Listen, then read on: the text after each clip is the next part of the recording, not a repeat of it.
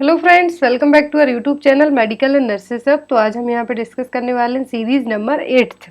तो already 7 series हम solve कर चुके हैं। तो मैं आपको बता दूं कि अब इस 8 सीरीज के बाद जो हमारा आज का जो सीरीज है तो कंप्लीट हो जाएगी। बट जो सीरीज 9th रहेगी वो भी कल इसी सेम टाइमिंग में आएगी। बट उसके पहले प्रीवियसली कल आपको 2 वीडियोस मिलेंगे। तो एक में जो यूपीपीएससी एग्जाम को लेके बहुत सारे लोगों को मन में डाउट है कि एक सर्कुलेट हो रहा है, एक हिंदी का जो क्वेश्चन पेपर सर्कुलेट हो रहा है यूपीपीएससी को लेके, बहुत सारे लोगों को डाउट है कि वो ऑफिशियल है या नहीं। सेकंड थिंग कि ओरिजिनल पेपर किस टाइप का आता है। तो जो सर्कुलेट हो रहा है पेपर, तो मैं आपको बता दूं कि कभी भी यूपीपीएससी का या फिर एमपीपीएससी का जो ऑफिशियल पेपर आएगा उसमें आपको यदि आंसर की भी मिलेगी तो पूरा एक्सप्लेनेशन विथ रेशनल के पेपर नहीं मिलेगा। तो मोस्ट इम्पोर्टेंट थिंग कि हो सकता है कि वो पेपर हो, मुझे भी अभी कंफर्म नहीं हुआ है क्योंकि मैंने भी बहुत सारे यूपीपीएससी के जो भी पेपर मिले हैं मेरे लिए एमपीपीएससी स्टाफ नर्स के, तो किसी भी टाइप के पेपर में ऐसा नहीं है कि प्योरली जो पेपर रहे पूरा हिंदी में इस तरीके से आए। तो जो ओरिजिनल पेपर है वो हम कल मॉर्निंग में सॉल्व करेंगे। जस्ट बिकॉज जो इंग्लिश बेस्ड पेपर मिला है उसकी प्रिंटिंग सही नहीं है तो उसकी टाइपिंग की जा रही है, क्वेश्चन बहुत ही ज़्यादा हैं, तो उसके लिए आपको थोड़ा सा वेट करना होगा। बट कल मॉर्निंग में 11 o'clock तक आपको जो ऑफिशियल पेपर रहेगा वो यूपीपीएससी का प्रोवाइड करवा दिया जाएगा। तो यहाँ पर सीरीज 8 में जितने भी क्वेश्चन है बहुत ही अच्छे और इम्पोर्टेंट क्वेश्चन है। एक क्वेश्चन आपके लिए भी एंड में छोड़ा गया है, उसका आंसर आप लोग कमेंट बॉक्स में जरूर देना। तो जो लोग चैनल पर नए हैं चैनल को सब्सक्राइब करके बेल आइकन बटन को जरूर प्रेस करें। तो यहाँ पर क्वेश्चन नंबर फर्स्ट है और जो भी यहाँ पर क्वेश्चन लिए गए हैं मैं आपको बता दूं जिनका अपकमिंग टाइम में चाहे यूपीपीएससी हो, जीएमसी के पेपर हो रहे हैं उनके लिए, या फिर MP NHM staff nurse, UP CHO, Bihar CHO, किसी भी एग्जाम के लिए पेपर होते हैं उन सभी में हेल्पफुल रहेंगे। तो यहाँ पर क्वेश्चन नंबर फर्स्ट है, first dose of hepatitis B given at which age. तो हेपेटाइटिस बी वैक्सीन का पहला डोज कब दिया जाता है? ऑप्शन में at the birth, 6 week after the birth, 10th week after the birth, या फिर 14th week after the birth. तो हेपेटाइटिस बी वैक्सीन का है जो पहला डोज पूछा है यहाँ पर, कब दिया जाता है? एट द बर्थ, जब बेबी बॉर्न होता है उसके बाद। तो यहाँ पर आपका आंसर क्या होगा? ए, एट द बर्थ। और किस रूट से दिया जाता है? तो इंट्रामस्कुलर रूट के थ्रू दिया जाता है। और हेपेटाइटिस बी वैक्सीन के साथ साथ एट द बर्थ कौन सी वैक्सीन दी जाती हैं? तो oral polio vaccine, BCG vaccine and hepatitis B vaccine. आपसे एग्जाम में पूछा जा सकता है कि एट द बर्थ दी जाने वाली वैक्सीन कौन सी हैं और एक्सेप्ट क्वेश्चन करके रख सकते हैं। तो आपको ये तीनों वैक्सीन याद रखना है जो एट द बर्थ दी जाती है, वो है oral polio vaccine, BCG vaccine and hepatitis B vaccine दिया जाता है। और साथ ही साथ बच्चों को विटामिन के का इंजेक्शन भी दिया जाता है जिससे हेमरेज और ब्लीडिंग को प्रिवेंट किया जा सके। और जो हेपेटाइटिस बी वैक्सीन है तो अब एट द बर्थ दिए जाने के बाद जो 6 वीक में पेंटावैलेंट वैक्सीन दिया जाता है उसमें ऐड कर दिया गया है। तो एवरी 4 वीक के गैप में 6 week, 10 week and 14th week में क्या होता है, जो पेंटावैलेंट वैक्सीन दिया जाता है फिर उसमें इसको ऐड कर दिया जाता है। क्योंकि पेंटावैलेंट वैक्सीन में जो 5 वैक्सीन है, DPT, diphtheria pertussis tetanus and hepatitis B and HIV, haemophilus influenza type B vaccine add कर दी जाती हैं। नेक्स्ट क्वेश्चन है यहाँ पर, what temperature is used for storage of Covishield and Covaxin. तो कोरोना के लिए जो वैक्सीन है कोविशील्ड, कोवैक्सीन, स्पुतनिक भी, तो इन तीनों के लिए क्या स्टोरेज टेम्परेचर यूज किया जाता है? ऑप्शन में 20 degree Celsius, -20 degree Celsius, +7 degree Celsius, या फिर -18 डिग्री सेल्सियस। तो भारत में बनी हुई 2 वैक्सीन है, कोविशील्ड और कोवैक्सीन। तो इन दोनों का जो गैप है, मतलब कि फर्स्ट डोज 2 डोज दिए जाते हैं, तो पहला डोज दिए जाने के बाद जो सेकंड डोज है कब दिया जाए, एक क्वेश्चन आपको आ सकता है। मैं आपसे ऑलरेडी कह भी चुकी हूँ कई बार, जो रिसेंटली वीडियोस आपको बताए हैं। तो कोविशील्ड और कोवैक्सीन दोनों का स्टोरेज टेम्परेचर कितना होता है? तो दोनों को सेम टेम्परेचर पर स्टोर किया जाता है, तो वह 20 डिग्री सेल्सियस। कितना? 20 डिग्री सेल्सियस। और यहाँ पर जो अदर वैक्सीन है, जैसे कि 3 वैक्सीन जो अभी रिसेंट में इंडिया में, कोविशील्ड, कोवैक्सीन एंड स्पुतनिक भी, तो इन तीनों का प्रोडक्शन अलग अलग कंपनीज में हो रहा है।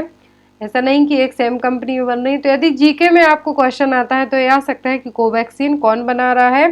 तो कोवैक्सीन का जो मैन्युफैक्चरिंग है ये हो तो रही है भारत बायोटेक में, बट इसको आईसीएमआर एंड भारत बायोटेक ने मिलकर बनाया है। इसका जो डोज दिया जाता है, फर्स्ट डोज देने के बाद जो सेकेंड डोज के बीच का गैप होता है एटलीस्ट 4 to 6 वीक होता है। बट कोविशील्ड के लिए जो ड्यूरेशन दिया जाता है फर्स्ट डोज के बाद सेकेंड डोज में 84 डेज का टाइम दिया जाता है। दोनों का स्टोरेज टेम्परेचर सेम है, दोनों के 2 डोज दिए जाते हैं। और हो सकता है कि आने वाले टाइम में इंडिया में मॉडर्ना और फाइजर वैक्सीन भी ये आ जाए। फाइजर वैक्सीन का यदि स्टोरेज टेम्परेचर पूछते हैं तो होता है -70 डिग्री सेल्सियस। इसीलिए एट द टाइम अभी भारत में फाइजर वैक्सीन नहीं आई है, क्योंकि टेम्परेचर के कारण इतना -70 डिग्री सेल्सियस पर स्टोर करना इंडिया में उतना ईजी नहीं रहेगा। नेक्स्ट है यहाँ पर excess of body fat stored in which part of the body. तो हमारी बॉडी का जो एक्स्ट्रा फैट होता है वो कहाँ पर स्टोर होता है। ऑप्शन में है एडिपोज टिश्यू, लिवर, इंटेस्टाइन या फिर कनेक्टिव टिश्यू। तो बॉडी का जो एक्स्ट्रा फैट होता है कहाँ पर स्टोर हो जाता है, तो ये होता है एडिपोज टिश्यू में। और जो सबसे ज़्यादा एडिपोज टिश्यू होते हैं कहाँ पर होते हैं, एब्डोमेन में। तो एब्डोमेन लेयर में आपने देखा होगा जो भी ओबीज और फैटी लोग होते हैं उनका आपने पेट बढ़ा हुआ देखा होगा। तो जो एडिपोज टिश्यू, जो एक्सेस फैट होता है हमारी बॉडी का, तो कहाँ पर जमते जाता है, एडिपोज टिश्यू में। यहाँ पर आपका आंसर क्या आएगा, A, adipose tissue. Next question है यहाँ पर, what is the function of B lymphocytes. 2 type की लिम्फोसाइट्स होती हैं, बी एंड टी। तो बी लिम्फोसाइट्स का फंक्शन पूछा है यहाँ पर। ऑप्शन में provide cell mediated immunity, humoral immunity, reception of transplanted organ and removal of antigen in acute inflammation. तो यहाँ पर जो बी लिम्फोसाइट्स का मेन फंक्शन होता है वो होता है ह्यूमोरल इम्यूनिटी प्रोवाइड करवाना। जैसे ही आपकी बॉडी में कोई infective organ, infective agent enter होता है तो आपकी बॉडी से जो सबसे पहले एक्टिवेट होंगी वो बी लिम्फोसाइट्स होती हैं। तो बी लिम्फोसाइट्स का मेन फंक्शन क्या है, ह्यूमोरल इम्यूनिटी प्रोवाइड करवाना। नेक्स्ट है यहाँ पर, which molecule can not cross the blood brain barrier. तो कौन सा मॉलिक्यूल है यहाँ पर जो ब्लड ब्रेन बैरियर को क्रॉस नहीं कर सकता, बाकी सभी क्रॉस कर सकते हैं किसी एक को छोड़कर। ऑप्शन में सोडियम, पोटेशियम, प्रोटीन या फिर यूरिया। तो ब्लड ब्रेन बैरियर को क्रॉस कौन नहीं कर पाएगा, तो वो होगा यूरिया। बाकी सभी ब्लड ब्रेन बैरियर को क्रॉस कर सकते हैं, बट यूरिया है जो ब्लड ब्रेन बैरियर को क्रॉस नहीं कर पाएगा। नेक्स्ट है यहाँ पर, rice water stool is the characteristics of. तो राइस वाटर स्टूल है किसका कैरेक्टरिस्टिक फीचर है, मतलब कि किस डिसीज में देखने को मिलेगा राइस वाटर स्टूल। ऑप्शन है चिकनगुनिया, मलेरिया, कोलेरा या फिर येलो फीवर। तो ये सभी यहाँ पर कम्युनिकेबल डिसीज दी हुई हैं। तो राइस वाटर स्टूल किसका फीचर है, कोलेरा का। कोलेरा किसके द्वारा होता है, विब्रियो कोलेरा नाम के बैक्टीरिया के द्वारा। तो जो राइस वाटर स्टूल किसका फीचर हो गया, कोलेरा का। पी सूप स्टूल भी आपसे पूछा जा सकता है, तो किसका है, टाइफॉइड और एंट्रिक फीवर का। तो यहाँ पर आपको याद रखना है कि राइस वाटर स्टूल फीचर है कोलेरा का और पी सूप किसका है, टाइफॉइड का। कोलेरा का कॉजेटिव एजेंट क्या है, विब्रियो कोलेरा। नेक्स्ट है यहाँ पर, और यदि जब बात कोलेरा की जा रही है तो आपसे कीमो प्रोफाइलैक्सिस ट्रीटमेंट के तौर पर कोलेरा में यूज होने वाली मेडिसिन भी पूछी जा सकती है। तो क्या है, टेट्रासाइक्लिन और डॉक्सीसाइक्लिन। नेक्स्ट है यहाँ पर क्वेश्चन देखेंगे हम, bow leg and wide wrist are the characteristics feature of. तो bow leg and wide wrist किस डिसीज में देखने को मिलेंगे। ऑप्शन में रिकेट्स, पोलियो, ऑस्टियोमलेशिया या फिर सीडीएच। तो यहाँ पर आपको बताना कि बो लेग एंड वाइड रिस्ट, जो रिस्ट है कैसी रहेंगी, वाइड रहेंगी, चौड़ी रहेंगी। तो ये किस डिसीज में देखने को मिलेंगे। तो bow leg and wide wrist दोनों किस डिसीज के फीचर हैं, ये है रिकेट्स के, जो कि बच्चों में होती है विटामिन डी के कमी के कारण होने वाली प्रॉब्लम, क्या, रिकेट्स। तो यहाँ पर आप एक इमेज देख सकते हैं, वाइड रिस्ट एंड बो लेग, इस तरीके से लेग हैं जो बैंड टाइप से रहेंगे। Knee and ankle due to physical over and widening of wrist. तो यहाँ पर आप ये देख सकते हैं, रिकेट्स क्या है, विटामिन डी की कमी के कारण होने वाली बच्चों में डिसीज। तो यहाँ पे आपको याद रखना है बो लेग और वाइट रिस्ट किसके सिम्टम है, रिकेट्स के। नेक्स्ट क्वेश्चन है immunoglobulin responsible for allergic reaction. तो कौन सा आईजी है जो एलर्जिक रिएक्शन के लिए रिस्पॉन्सिबल है, मतलब कि आपकी बॉडी में कोई भी एलर्जन एंटर होता है, कौन सा इम्यूनोग्लोबुलिन है जो सबसे पहले एक्टिव होगा। ऑप्शन में है आईजीई, आईजीएम या फिर आईजीजी और आईजीए। तो यहाँ पे आपको बताना है कि कौन सा इम्यूनोग्लोबुलिन एलर्जिक रिएक्शन पे सबसे पहले एक्टिव होगा, तो होगा आईजीई, इम्यूनोग्लोबुलिन ई। नेक्स्ट है यहाँ पर alcohol patient blame his family member for his behaviour, this is known as.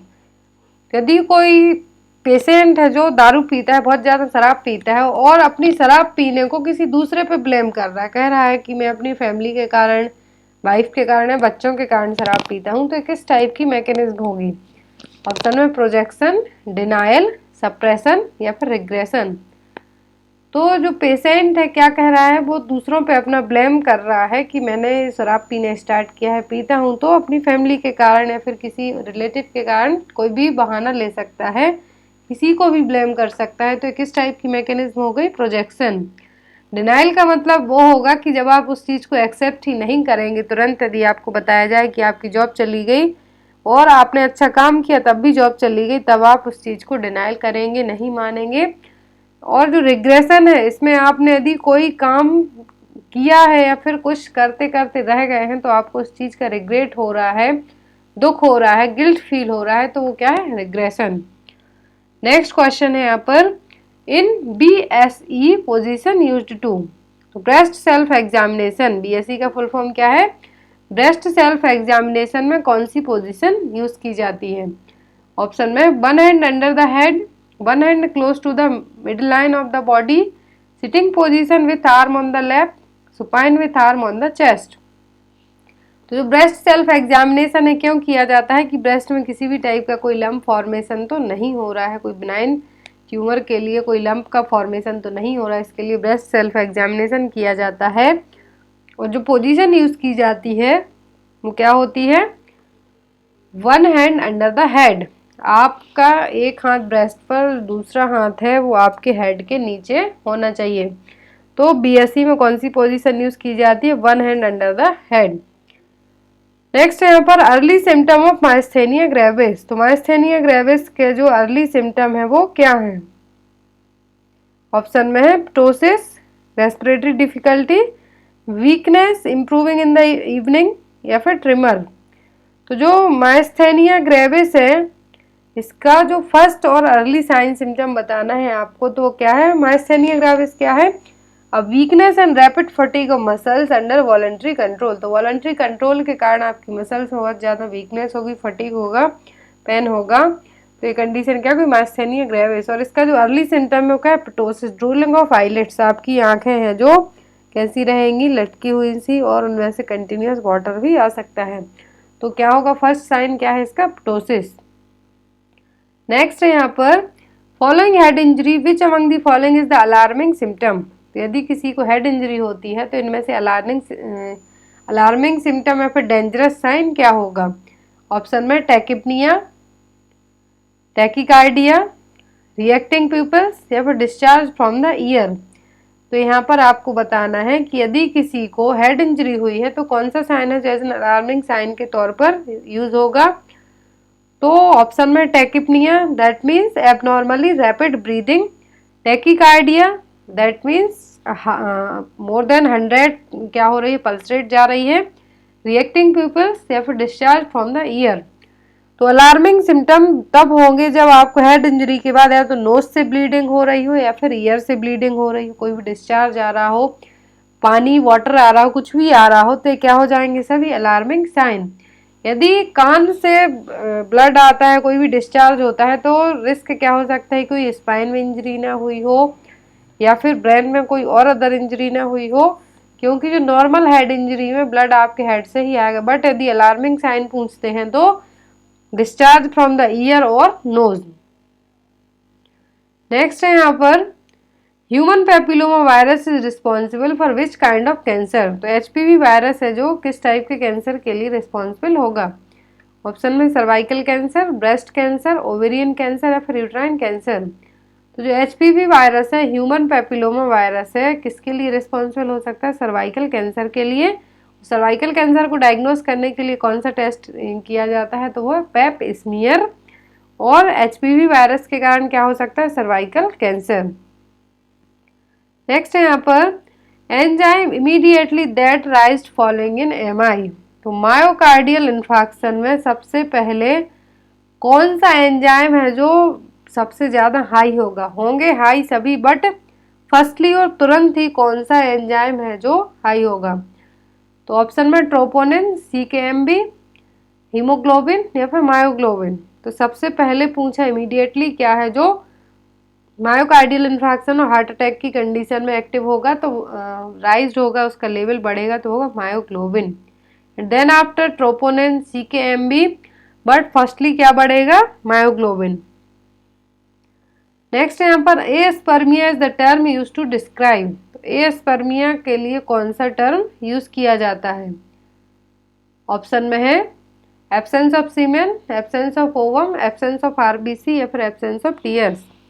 तो ये स्पर्मिया, ये स्पर्म है यहाँ पर, तो आप इससे अंदाजा लगा सकते हैं ये स्पर्मिया किसके लिए डिस्क्राइब किया जाएगा, एब्सेंस ऑफ सीमेन। क्या होगा, एब्सेंस ऑफ सीमेन।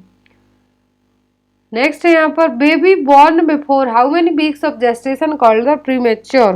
तो कौन से बेबी हैं इनको प्रीमेच्योर बेबी कहा जाएगा, यदि वो कितने वीक के जेस्टेशन से पहले ही डिलीवर हो जाते हैं, तो पैदा हो जाते हैं। तो ऑप्शन में 37 वीक्स, 42 वीक्स, 46 वीक या फिर 52 वीक्स। तो जो नॉर्मल ड्यूरेशन होता है प्रेगनेंसी का वो कितना होता है, 42 वीक्स तक का काउंट किया जाता है। बट इन केस 42 वीक्स के बाद डिलीवरी होती है तो बेबी किस में आते हैं, पोस्ट मैच्योर बेबीज में आएंगे, पोस्टम बेबी में आएंगे। बट बिफोर 36 टू 37 वीक के पहले डिलीवर हो जाते हैं तो बेबी किस में आएंगे, प्री मैच्योर और प्रीटर्म बेबीज में। तो यहाँ पर आपका आंसर क्या होगा, ए 37 वीक्स। यदि 37 वीक के पहले यदि बेबी बॉर्न हो जाता है तो बेबी किस में आएंगे, प्री मैच्योर और प्रीटर्म बेबीज में। नेक्स्ट है यहाँ पर when helping a stroke patient nurse should assist from which side. यदि आप किसी स्ट्रोक पेशेंट की हेल्प कर रहे हैं तो आप उसको किस साइड से पकड़ेंगे, असिस्ट करेंगे। ऑप्शन में 1 week side, 1 strong side, from behind या फिर फ्रॉम द बैक।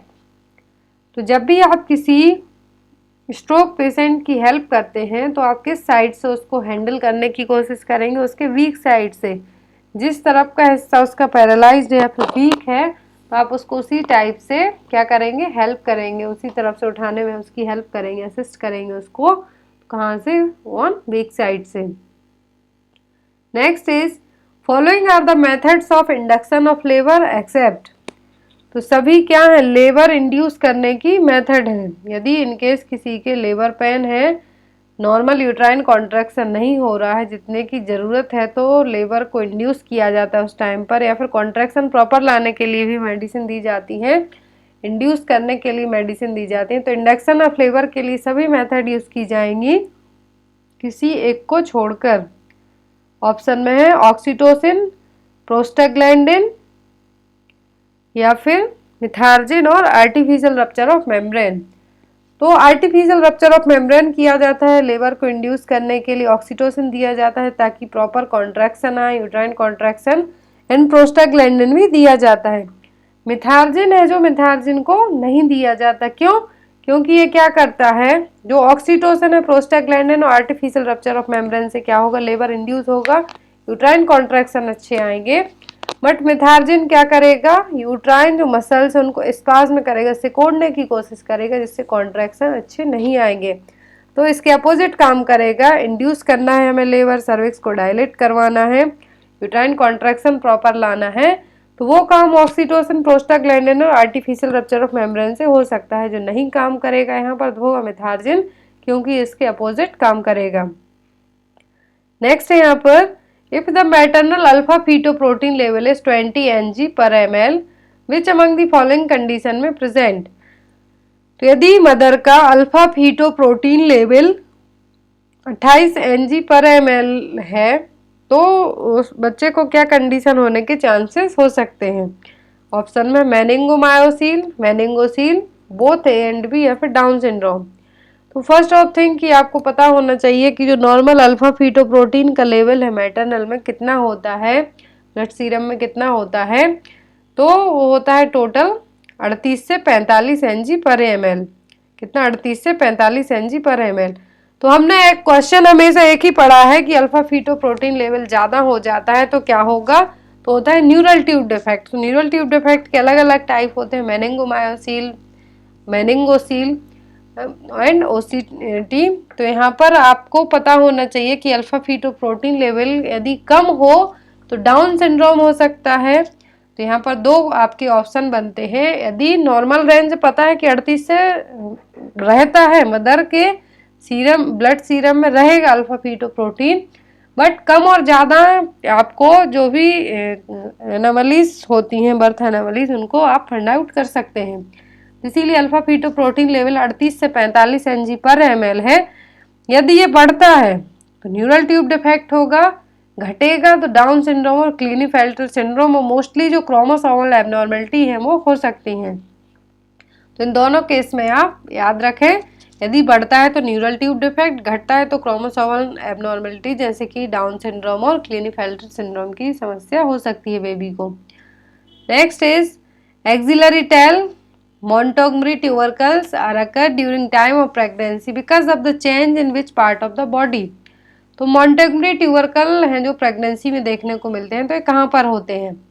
ऑप्शन में ब्लड वॉल्यूम, स्किन, ब्रेस्ट, या फिर यूट्रस।